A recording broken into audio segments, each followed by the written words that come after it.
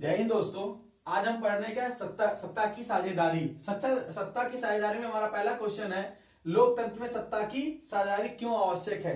देखिए, लोकतंत्र में आपने पढ़ा होगा, लोकतंत्र राजतंत्र कह सकते हो या लोकतंत्र को प्रजातंत्र भी कहते हैं। राजतंत्र में क्या होता था, आप जानते हैं, एक राजा होता था जो पूरे राष्ट्र पर क्या करता था, राज करता था, उसी के सारे नियम कानून लगते थे। लेकिन प्रजातंत्र में क्या होता है, प्रजा अपने द्वारा चयनित किसी भी नेता या फिर आप कह सकते हो किसी भी सरकार सत्ता में उसको पहुंचाती है। तो लोकतंत्र का मतलब क्या है, जनता द्वारा चलाया गया तंत्र, उसे कहते हैं लोकतंत्र। अब देखिए, क्यों कि पहले जब राजतंत्र था क्या होता था, देखिए कोई भी चीज आप जानते हैं, अगर किसी एक व्यक्ति के पास है सत्ता की चाबी है या सत्ता है, तो वो क्या करता है, किसी चीज को आसानी से नियम लागू करा सकता है और पारित कर सकता है। लेकिन अगर उसी सत्ता को कई लोगों में बांट दिया जाए तो क्या किसी नियम को आसानी से पारित किया जा सकता है। जैसे कुछ कानून बनते हैं, जैसे भारत में क्या है, लोकतांत्रिक देश है।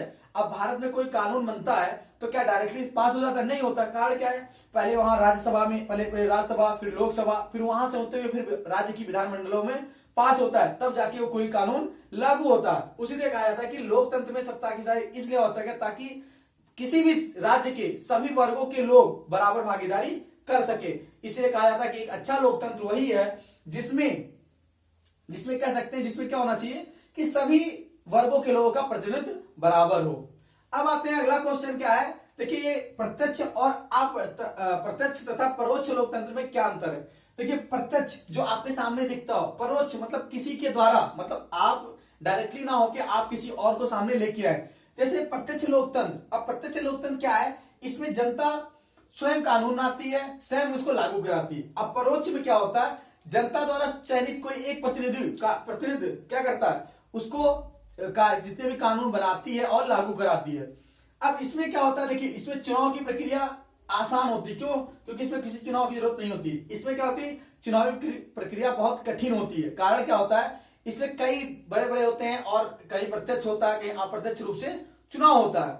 ये दो प्रमुख कारण है आपके प्रत्यक्ष और परोक्ष लोकतंत्र के। अब इसमें देखिए, परोक्ष में कौन कौन से राज्य आ जाते हैं आपके, स्विट्जरलैंड, और आपके इसमें क्या, प्रत्यक्ष में आप क्या जाते हैं, स्विट्जरलैंड,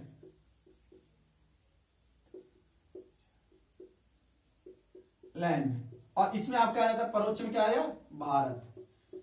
आप इन दोनों देशों की चीजों को देख करके आप आराम से क्या आसानी से डिफरेंस बता सकते हैं। स्विट्जरलैंड में क्या होता है भाई, यहाँ की जनता ही सरकार के सारे नियम, मतलब स्वयं ही जनता जो किसी नेता को चुनना या फिर अपना कानून खुद स्वयं बनाना और नियम को पारित कराना। भारत में क्या है, भारत में कोई भी कानून कहां पारित होता है, संसद में। किसके द्वारा किया जाता है, भारत के जनता में प्रजा के द्वारा चुने गए प्रतिनिधियों के द्वारा।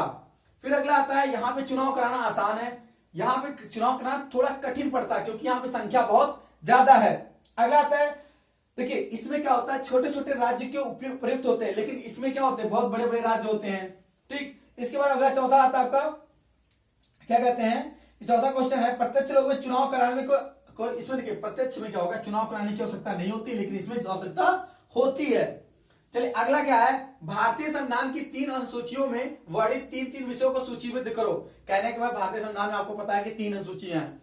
अब कौन कौन सी है, ये अनुसूची 8 के अंतर्गत आते हैं। कौन कौन सी है, संघ सूची, राज्य सूची और समवर्ती सूची। अब संघ सूची क्या है, जिसपे कानून केवल केंद्र सरकार बना सकी, उसे क्या कहते हैं, संघ सूची। और जिस पर कानून राज्य सरकार बनाती है उसे क्या कहते हैं, राज्य सूची। और कुछ ऐसे कानून हैं, मतलब कुछ ऐसे विषय हैं जिसपे केवल और केवल कौन आता है, केवल दोनों, मतलब कहने का मतलब यह है कि दोनों राज्य सूची, क्या संघ और राज्य दोनों ही क्या बना सकते हैं कानून, उसे कहते हैं समवर्ती सूची। अब देखिए, संघ सूची में कौन कौन से विषय आपके आते हैं, देश की सुरक्षा, रेलवे, मुद्रा। पहले इसमें कितने थे, 97 विषय थे, लेकिन करंट में कितने हो गए हैं, 100 हैं।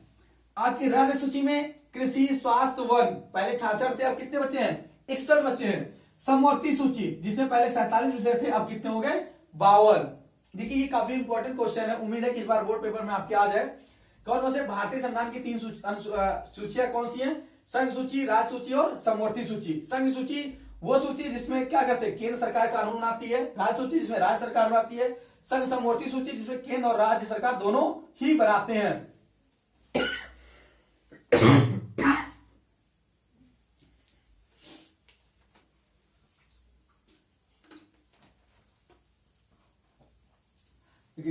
इसके बाद आता है भारत में प्रत्यक्ष लोकतंत्र प्रणाली क्यों अपनाया गया?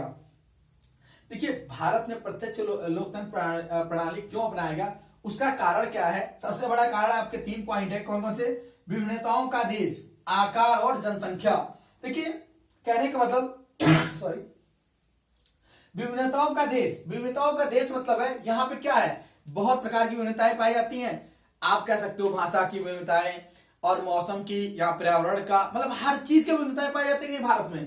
तो ये क्या है, सबसे बड़ा दिक्कत क्या कर रहा है? विभिन्नताएं। जैसे कहीं पे ठंडी तो कहीं गर्मी, कहीं पे बरसात तो कहीं पे कुछ, कहीं पे पहाड़ी इलाका तो कहीं मस्तलीय इलाका। ये क्या, विभिन्नताओं का देश है। फिर आकार, भारत का आकार भी इसके लिए क्या पड़ता है, दिक्कत करता है भाई। कहाँ पहाड़ी इलाका, एक समुद्री एरिया। आप कहाँ चले जाते हो, बिहार में चले जाओ, वहां बाढ़ हमेशा रहता है, बाढ़ आता रहता है। आप इधर गुजरात में आए, समुद्री एरिया पड़ जाता है। मध्य प्रदेश में पहाड़ी एरिया, छत्तीसगढ़ में पहाड़ी एरिया। तो क्या कर रहा है, इसका आकार भी कैसा है, एक अलग ही आकार है। फिर आपका जनसंख्या, देखिए भारत की सबसे बड़ी संख्या, क्या प्रॉब्लम है, जनसंख्या। इसलिए अप्रत्यक्ष लोक क्या बनाया गया, अप्रत्यक्ष लोकतंत्र प्रणाली अपनाया गया। फिर अगला आता है बहुसंख्यावाद को स्पष्ट कीजिए और श्रीलंका ने बहुसंख्यावाद को किस प्रकार स्वीकार किया। देखिए, श्रीलंका जब कह सकते हैं, श्रीलंका जब आजाद हुआ, आपको पता है कि ये 1948 में आजाद हुआ था।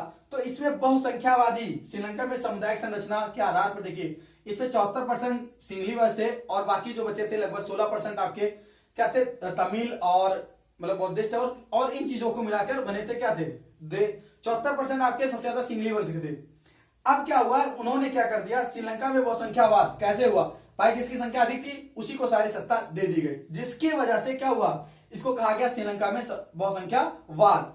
अब श्रीलंका में इसी के कारण क्या हो गया, गृह युद्ध हुआ। गृह युद्ध के कारण क्या थे, सिंगली वर्चस्व को स्थापित करने के कारण। ठीक है, अब भाई जिसकी संख्या ज्यादा होगा वो अपना वर्चस्व कायम करेगा। फिर आया सिंगली को ही राजभाषा घोषित कर देना। देखिए, वहां की सत्ता ने क्या किया, अगर सत्ता की साझेदारी, ध्यान के, अगर सत्ता में सभी वर्गों को समान साझेदारी मिलती तो कभी गृह युद्ध नहीं होता। लेकिन यहाँ पे क्या, गृह युद्ध के कारण क्या था, सिंगली को राजभाषा घोषित कर दिया गया।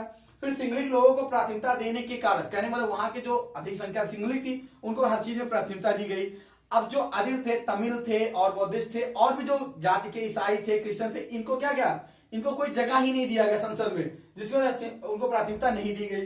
फिर आता है बौद्ध धर्म को राजधर्म घोषित करना। देखिए, अब इन्होंने क्या किया, बौद्ध धर्म को क्या समझ कर दिया, राजधर्म, जिससे यहाँ पे गृह युद्ध हुए। देखिए, बस ये इंपॉर्टेंट, आप एक बार पढ़ लीजिए, एक बार कोशिश कीजिएगा, रिवीजन कीजिएगा, और ये क्वेश्चन आपके काफी इंपॉर्टेंट है। इस बार मिलते हैं नेक्स्ट चैप्टर में। जय हिंद।